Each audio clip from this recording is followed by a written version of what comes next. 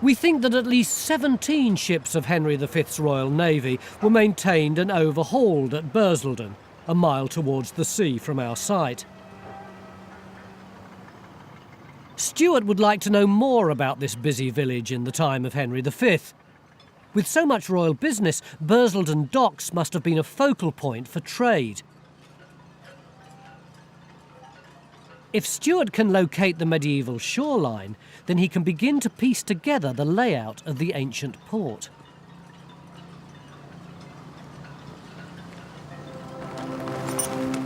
The tides in the river churn up all sorts of silt and weed, and the underwater visibility is very poor, so John has designed a special enclosure.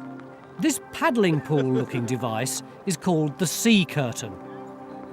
Once anchored over the trench, the sides can be let down and secured to form a tank.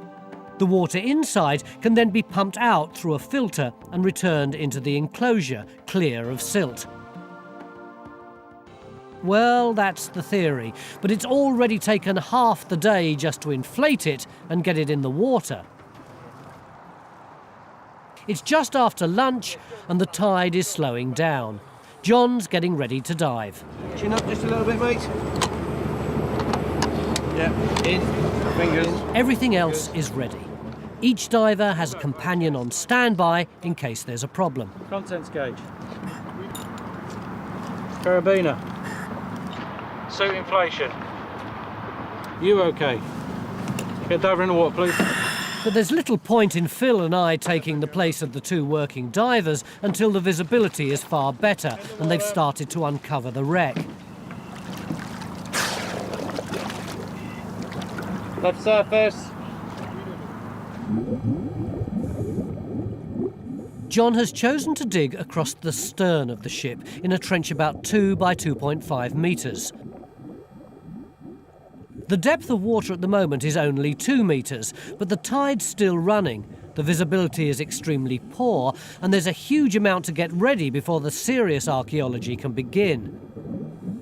John's still positioning the anchors for the sea curtain. I was rushing around like crazy till just after lunch, and now everything's just gone, ugh. That's really frustrating. Why? What? Well, nothing's happening. Look at this thing. It took them hours to blow this up, and it's just been sitting in the water forever. Well, look, no, I mean, I disagree with you. I mean, I know it's disappointing. I want to go and see this boat, don't get me wrong. I mean, it looks like at least I've got my feet in the water. But, I mean, look, this is a difficult exercise. A lot of it is experimental. That has never been tried before. So, I mean, we've got to get it out there, we've got to test it, and we can't run it until we've done all this.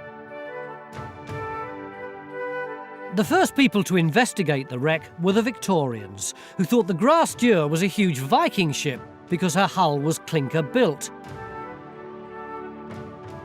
This was an ancient technique using horizontal overlapping boards, still used today in small boats. The wreck diggers noticed the old ship's hull was made up of not 1, but 3 planks of oak fastened together with huge ship's nails. Nothing like this had ever been seen before, and not surprisingly, archaeologists since have been asking questions. To understand just how this royal ship was built and the problems the medieval shipwrights faced with a ship of this size, Damien is going to reproduce a very small section of this extraordinarily complicated hull.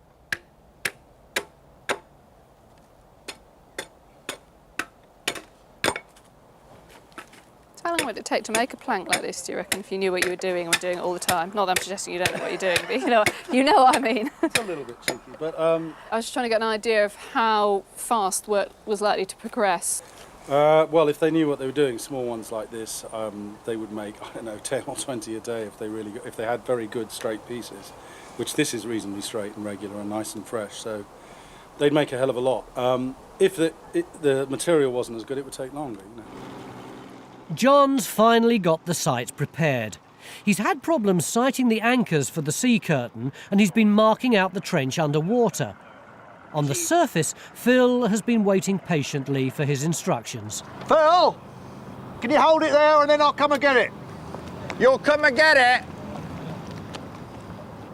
We're so nearly ready to go, But no end of optimism will make up for the fact that we've probably lost a whole day just getting the site ready.